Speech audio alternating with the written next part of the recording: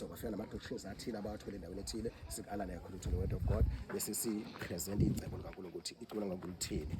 Then abantwana abancane siyabafundisa nabo banama-classes abo kunothisha babo babafundisa how to write, how to read, babafundisa isingisi ukuthi usibiza kanjani, usiyakwazi ukuthi ingane izi express ukuthi my name is isho ngesingisi, ihlala kuphi isho ngesingisi.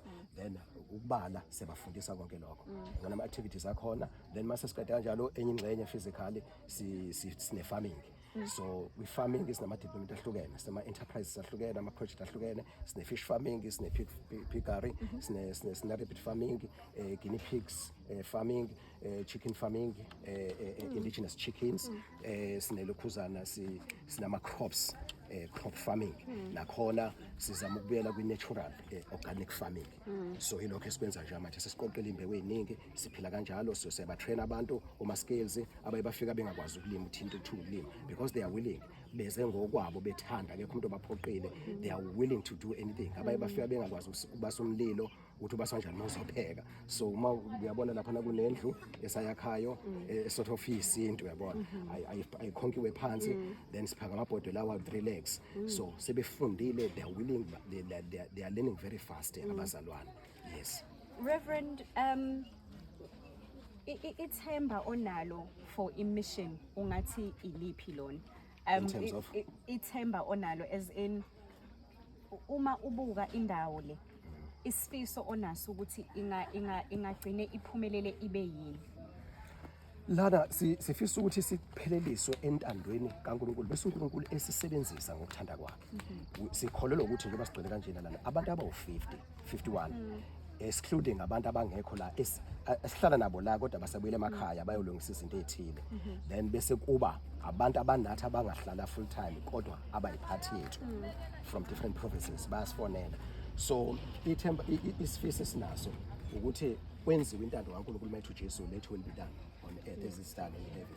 Sifisa ukuthi senze intando kaNkulunkulu, sithokoze uNkulunkulu, then sibona abantu abasaba uNkulunkulu abahloniphayo abantu abadala uNkulunkulu. Sifundisa la inhlonipho, sithobela abantu, sibathanda abantu, silekelelane, sisupportane, siphume kuma self interest kodwa sikwazi ukushare sidlale entweni zonke bese sishumela ivangeli lombuso kaNkulunkulu. Then umuntu ashumayele asebenze ngokwesiphiwo uNkulunkulu amuphe sona sikamoya embusweni kaNkulunkulu. Sifisa ukubona lelo bandla, that kind of a church elenza intando kaNkulunkulu fully and abantu be actively involved in the work of the kingdom of God. Yes, lokho sikufisa sisi.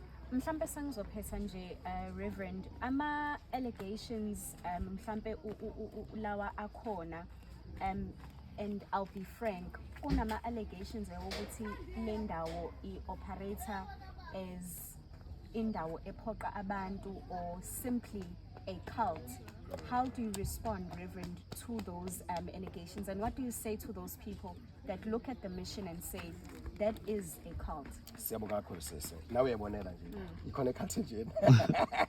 Now isizathu sokuthi sicele isolezwe lacelwa yithembiselana. Then isizathu sicele SABC.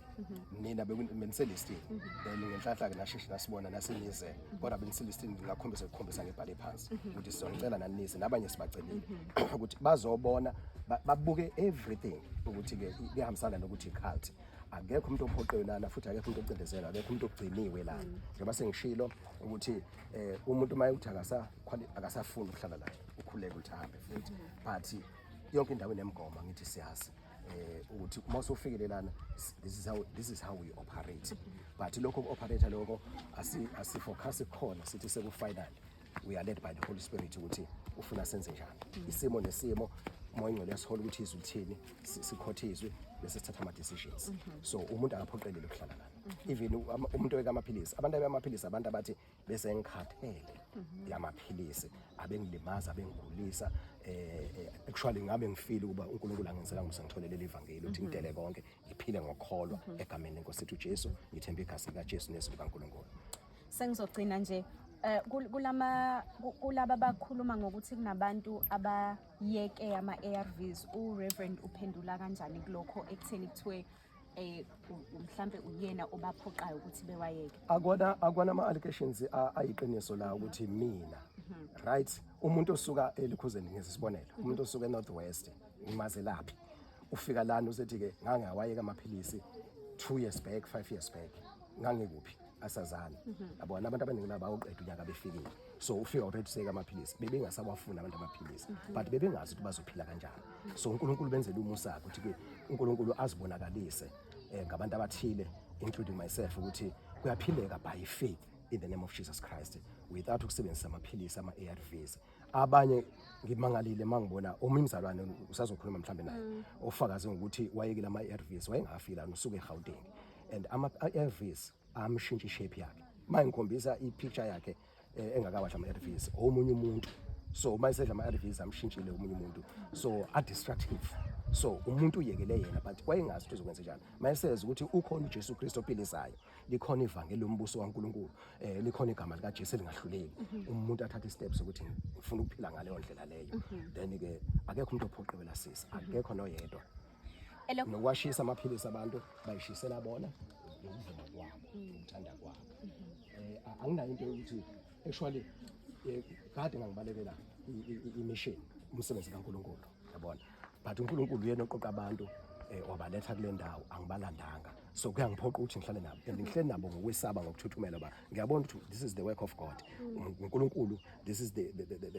amandla kaNkulunkulu abadonsele kule ndawo and kuyangimangaza sisi ukuthi abantu abaningi bayeka ama-ARVs bayaphila akumnandi ukugulelwa sisi uyakwazi ukuthi akumnandi ukugulelwa akumnandi ukugula uhlela abantu and abantu abaku-understand ngaphandle umphathi aku-understand akulula kodwa uNkulunkulu usigcinile kuze kube manje sisi so nama angisenayo indlela yokubaleka ngithi ngibalekela umsebenzi kaNkulunkulu sengisekhoneni manje uNkulunkulu usengilandelwa ngibambe ekhoneni so sengizinsile ukuthi inkosi that will be done baba yes sengigcina nje ikuphi Reverend ofisa abantu bekwazi noma bekuzwe kuwe as uReverend wale mission ongakusho nje kubantu regarding the mission. Sibonga uNkulunkulu osenzele umusa ngokuvusa le mission ekhaya labafundi bakaJesu Kristu ngoba uyena ovusile so angikaze ngikhanvasa abantu so sibonga umusa uNkulunkulu asenzele wona nokusambulela ukuthi kuqhubakalana emhlabeni so ngenhlonipho ubaba uPresident uRamaphosa umemezela ukuthi uzoba ne-digital ID izolontshwa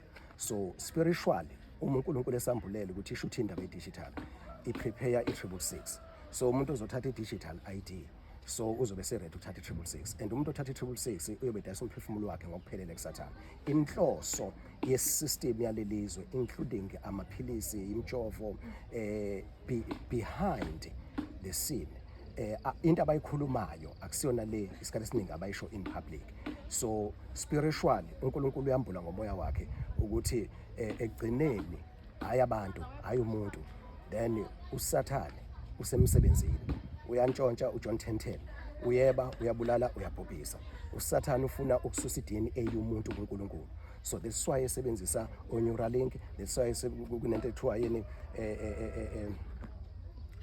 lokuzana ini lezinto ezikhona njengamanje nanotechnology yes ikhona nanotechnology ama vaccines yonke lento umoya ingcwele mayambula ukuthi usathana uthagethe umoya womuntu uthagethe umuntu ukuthi amshintshe amenze umkhovu amenze izombi abe half human abe half animal so emva lokho umuntu ke akasenayo imvelo iDNA kaNkulunkulu kanti thina sisindisiwe sizelwe kabusha sine DNA yegazi lika Jesu so that's why uJesu senzelele umuntu asihlukanise asibeke kanjena akusithini sibeke lana uyabona so nje nawe uma uyireason nje lento abantu abangaka yabona kexabana abantu imindeni ama members ewu3 ewu4 even 2 bahlukana uthotho abantu bashadile ubaba nomama baxabana bengakwazi ukuhlalisana bathi ngahlala abantu aba more than 50 ndawonye kanjani isimanga sikaNkulunkulu lesi kube nokuthula sisiwami siyabambisana siyashare vela ama-challenges into esigayida yizwi likaNkulunkulu so uyabotha umsebenzi kaNkulunkulu so sibonga lo musa njengemission uNkulunkulu asenze sibe ingxenye